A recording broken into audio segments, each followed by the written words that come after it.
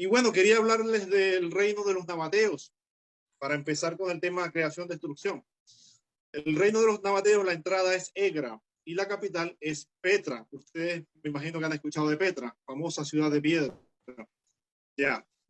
Pero la visión que se maneja de los musulmanes sobre la destrucción de este reino de los nabateos es precisamente la ira de Dios. Es una destrucción que viene del cielo, ¿ya? Y es una historia muy bonita porque el profeta que llega acá a tratar de convertir a este pueblo a la religión, él hace un milagro. Él hace aparecer de una pared de piedra una camella. Eso está registrado en la historia de los musulmanes. La camella aparece y esta gente queda impresionada, pero aún así son tan tercos que no se convierten a la religión.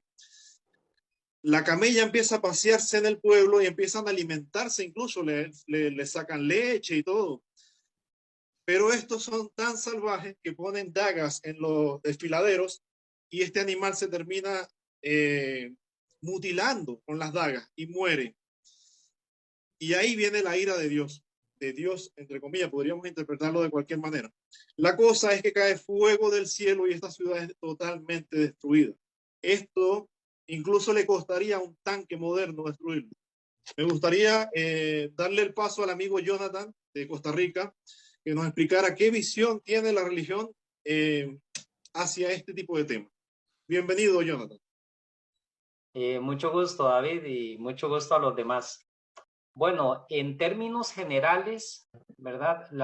La visión del catolicismo es un tanto más abierta, mucho más abierta que el caso del protestantismo. El protestantismo engloba muchas visiones al respecto y ellos son como más cerrados a la hora de aceptar este tipo de cosas. De hecho, incluso lo atañen, por ejemplo, a cuestiones del maligno, digamos, este tipo de cosas. Pero el catolicismo sí se halla más abierto, digamos, en cuanto a este tipo de temas. Por ejemplo, para el protestantismo, el Big Bang, por ejemplo, nada más como un ejemplo, el Big Bang para el protestantismo es algo inaceptable, Yeah. pero en caso del catolicismo, yo no sé si ustedes sabían que fue un sacerdote católico, Georges Lemaitre, el Yeah. que puso esta idea y fue mundialmente aceptada. Entonces, o sea, el catolicismo en ese sentido está más abierto, digamos, a este tipo de cosas. Ahora, Jonathan, hay un punto que quiero resaltar acá. Ajá. Este profeta es musulmán, Medén Saleh se llama. Entonces, Ujú. ¿cómo ve el cristianismo el que exista otra ciudad destruida por Dios, pero a través de otra religión, que no sea el cristianismo? Porque esto es un poder, lo que viene del cielo, a destruir una ciudad de piedra que ya viste el grosor de las paredes. Es increíble, ¿verdad? O sea, yo creo que ni con C4 hacemos eso hoy en día. Claro. Entonces, ¿cómo ve el cristianismo esto? ¿Cómo lo enfrenta si no es de su propia religión? David, bueno, es que si uno se pone a analizar, hay diferentes religiones con sus respectivos relatos. Y esto, o sea, uno tiene que verlo, digamos, de modo crítico. O sea, uno no se cierra, digamos, a la posibilidad de que esto pudo haber ocurrido, contado desde otro relato, en otras situaciones, en otros contextos. Es algo posible.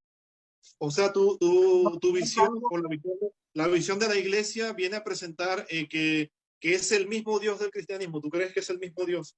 O pueden Puede ser ser, algo, puede ¿cómo? ser, pero bajo otro mismo, o sea, bajo otro concepto, bajo otro relato. Eh, Solamente por poner otro ejemplo, el relato del Génesis que viene en la Biblia Ya, no solamente, digamos, está contado desde lo que se dice en las escrituras, ya, sino, digamos, otros tipos de relatos en otras culturas.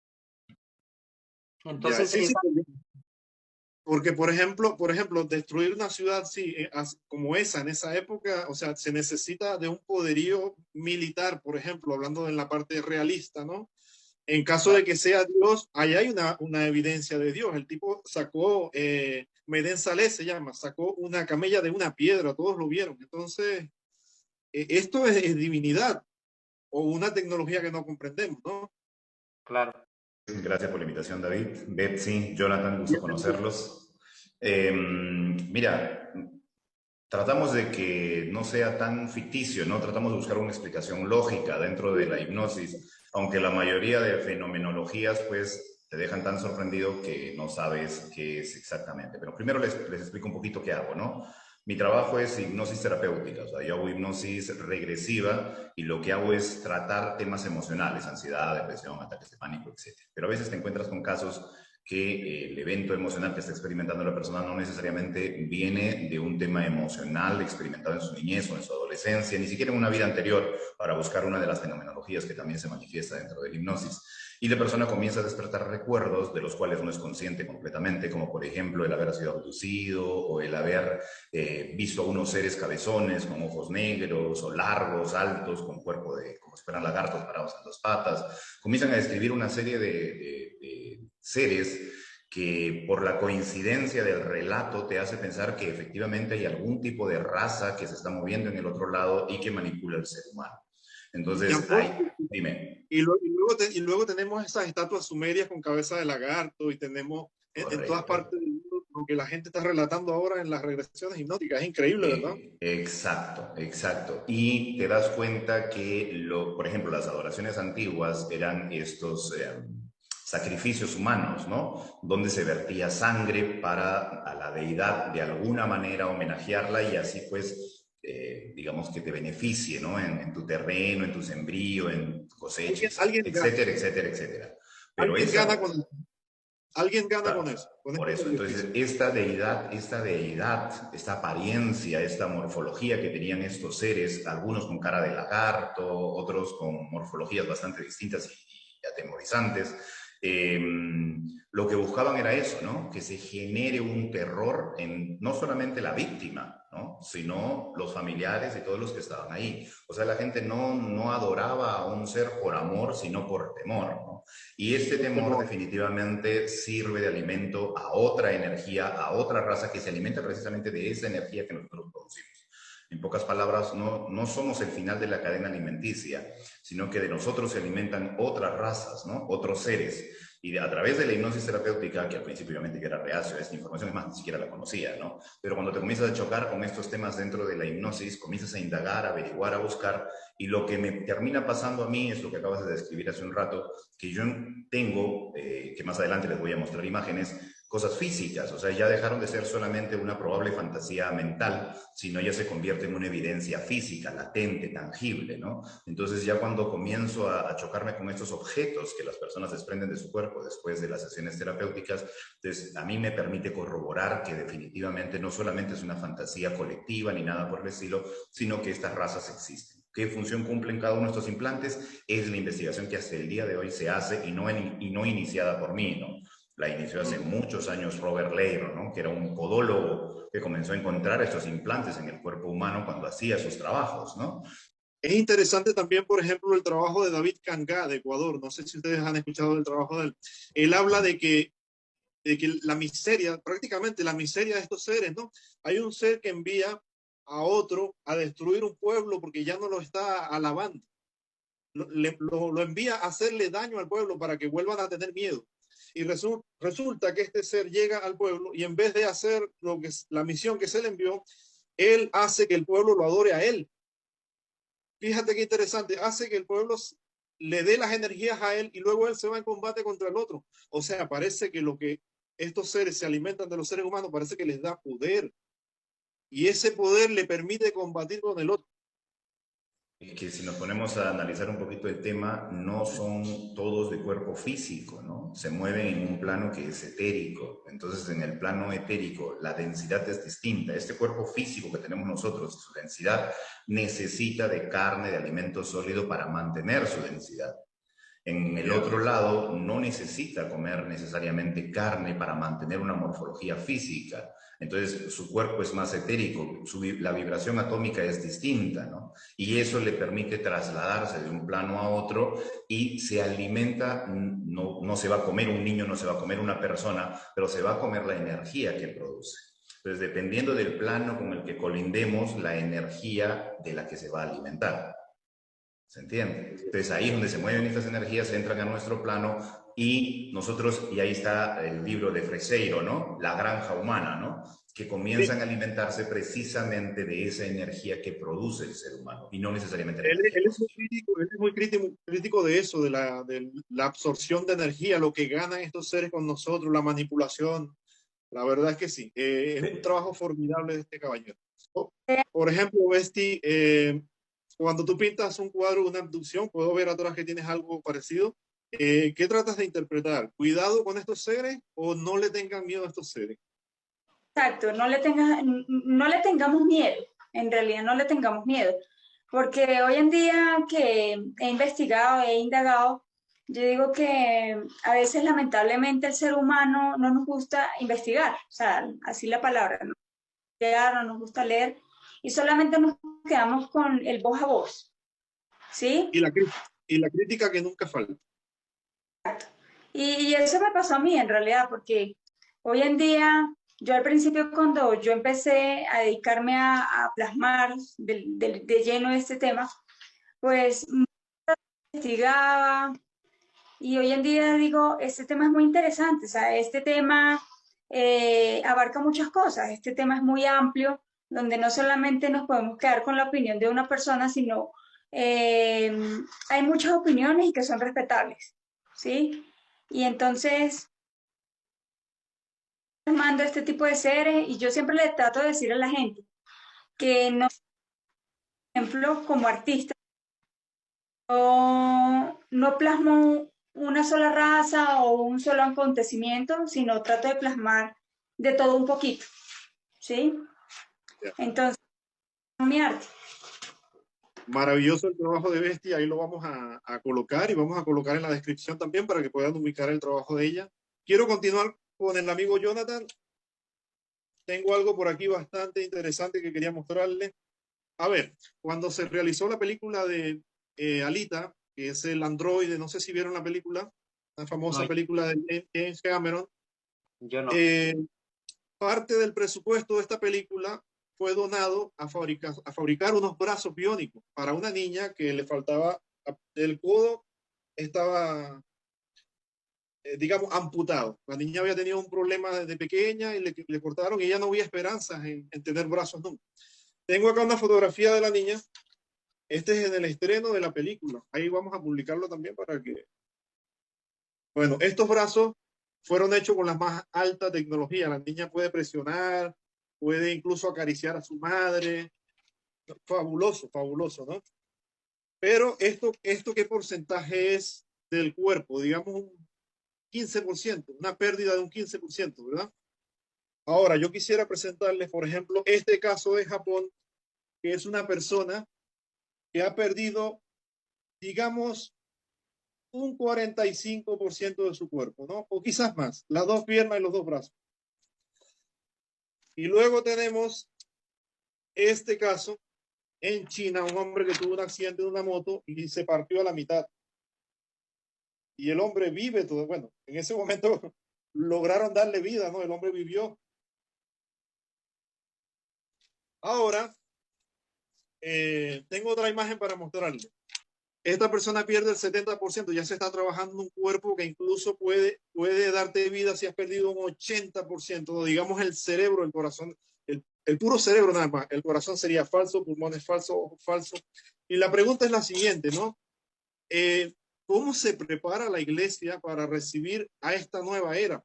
Porque resulta que una persona puede ser muy religiosa, puede tener una buena conciencia, puede ser un filántropo, pero esta persona va a la guerra y una granada explota y la persona pierde un 80% de su cuerpo. Al llegar de vuelta a la sociedad, el gobierno se ve en la obligación de reconstruir su cuerpo, pero esta persona sigue con su religión, sigue con sus gustos, sigue con todo. ¿Cómo se enfrenta la iglesia, por ejemplo, Jonathan? Quizás no tenga la respuesta porque no estás en la administración del Vaticano, pero ¿cómo lo ves tú el día que, por ejemplo, vayas a la iglesia a rezar y veas al lado tuyo una hojalata, más hojalata que hombre? ¿Y cómo negarle a esa hojalata que se case con otra hojalata más? ¿Cómo lo verías tú en ese caso? Bueno, siempre con una conciencia humana, me imagino. O sea, simplemente, a ver si te entiendo, David. O Sí, sea, sí, con no, una no, no estamos hablando de no estamos hablando de androides, ¿no? Estamos hablando de una persona que perdió su cuerpo. Mira, acá está, perdón, ya lo conseguimos. Es un cuerpo en el que se está trabajando. Obviamente es bastante robusto, bastante feo porque es la prueba, es el prototipo.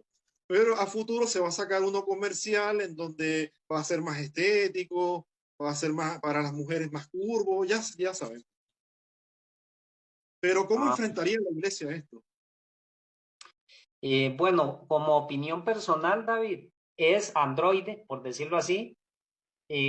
Como opinión personal, para la iglesia no habría problema, digamos, aceptar a esta persona porque es una persona de conciencia humana. Pero si ya es una persona, o más bien si ya es del todo un androide, ya esto es, ya no podría ser aceptado por la iglesia. Claro, pero fíjense que entramos en un campo bastante interesante, porque estamos viendo de que la persona pierde el 80% del cuerpo, pero no pierde su ciudadanía, no pierde su conciencia, no pierde su espíritu. Entonces, ¿dónde está el espíritu? ¿Aferrado al cerebro solamente? ¿Se dan cuenta hacia dónde vamos? Vamos hacia una encrucijada que vamos a tener que abrirnos a todas las posibilidades o vamos a quedar, eh, digamos, más en guerra, porque si la iglesia no acepta esto, digamos, ¿en qué le fallamos a la iglesia si se casa una persona de un 80% de cuerpo de fierro con otro más, que tenga también un 80 o 70% de cuerpo de fierro? Yo creo que no hay, porque esa persona sigue opinando, sigue amando, él ama a su ser querido, su espíritu continúa ahí. Sí, Ahora, hay casos, Jonathan, hay casos totalmente asquerosos como los de Japón, que hay unos tipos que se están casando con muñecas, que las muñecas son inmóviles, una muñeca, o sea, eso es asqueroso, ¿no? Eso sí no se puede permitir. Estoy de acuerdo. Ni en la sociedad, ni en la iglesia, ni...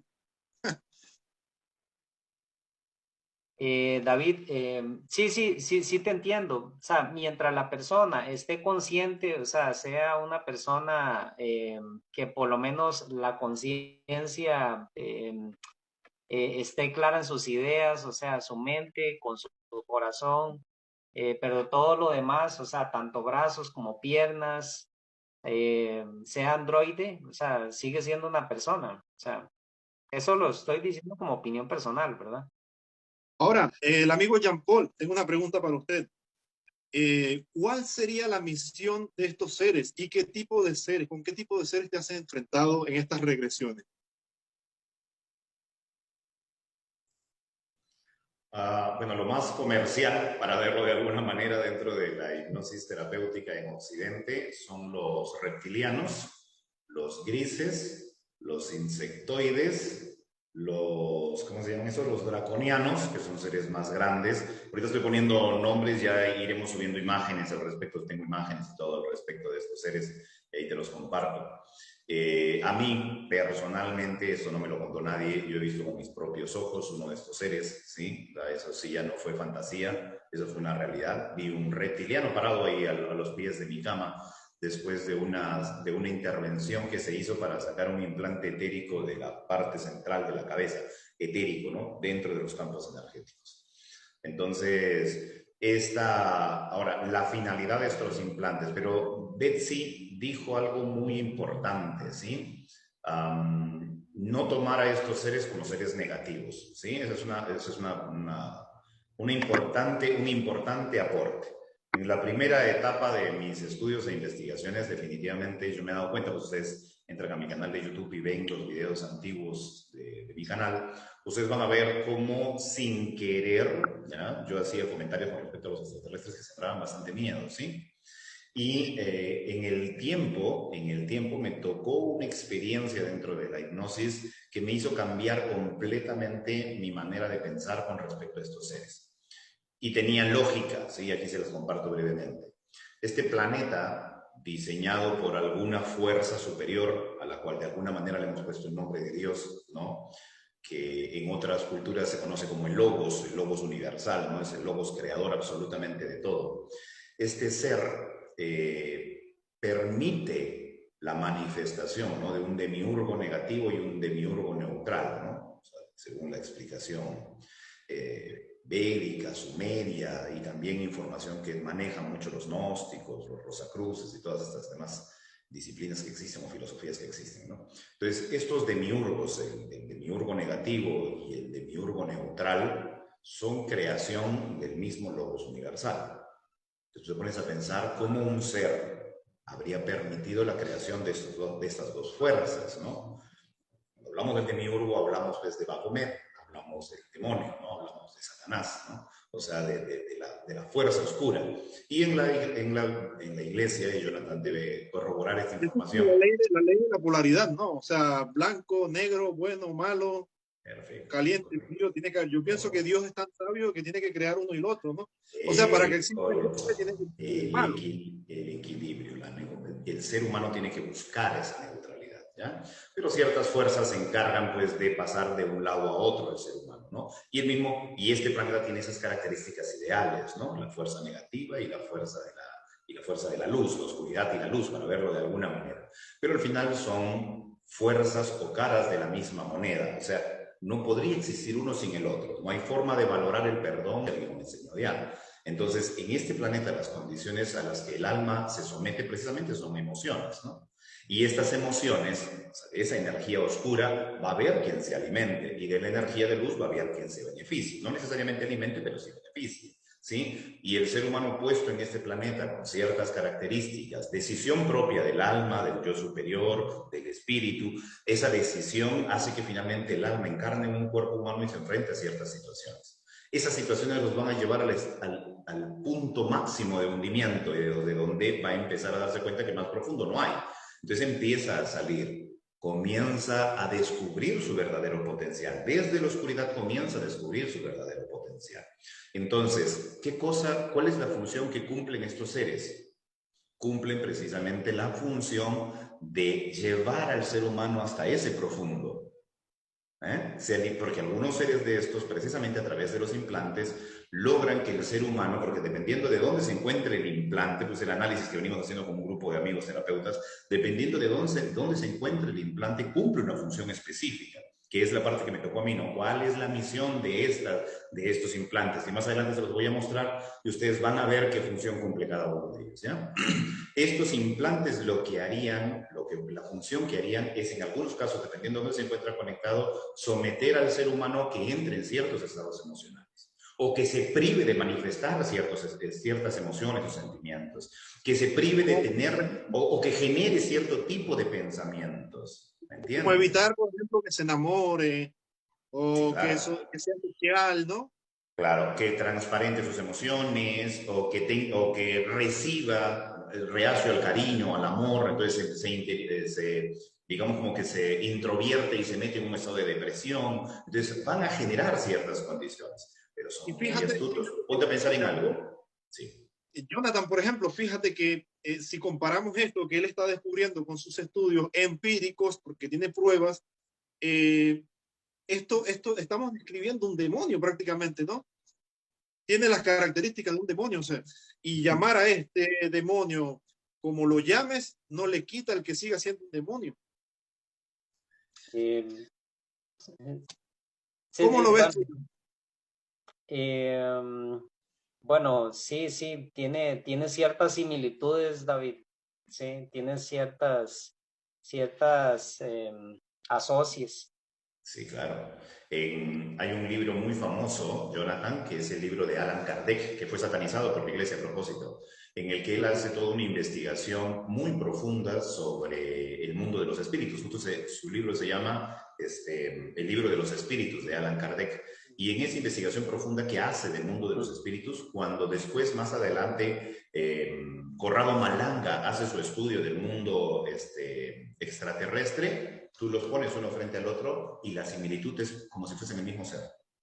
como si fuesen las mismas fuerzas, se mueven en los mismos planos, generan las mismas sensaciones, producen el mismo temor, generan, digamos que el famoso castigo de Satanás está descrito en el libro de Corrado Malanga, pero por unos seres que se llaman extraterrestres, ¿no? Entonces, vamos a ponerlo de otra manera. Sí, perdóname un segundito, David. Si el diablo existiera, la modernización del diablo vendría a ser el mundo de los extraterrestres, porque realmente cumplen esa misma función, ¿sí? Y es un debate. Pero la única diferencia es que perdóname un segundito, la única diferencia es que no te someten por castigo porque tú hayas cometido algo malo, o sea, no está implícito, ¿no? No te castigan por haber cometido algo malo, sino el beneficio es porque se alimentan. O sea, lo único que ha cambiado es eso, no es el castigo, sino el alimento que ellos necesitan. Pero la estructura es la misma. Es un debate que yo mantengo con Jonathan hace como 6 años. Nos venimos peleando a capa y espada por este tema de extraterrestres, demonios. No, yo defiendo la teoría extraterrestre. Él se va más por el tema de religioso. Y fíjate que a la final estos temas llegan a lo mismo y no tienen por qué dejar de ser. O sea, son simplemente cambios de concepto, ¿no? Simplemente.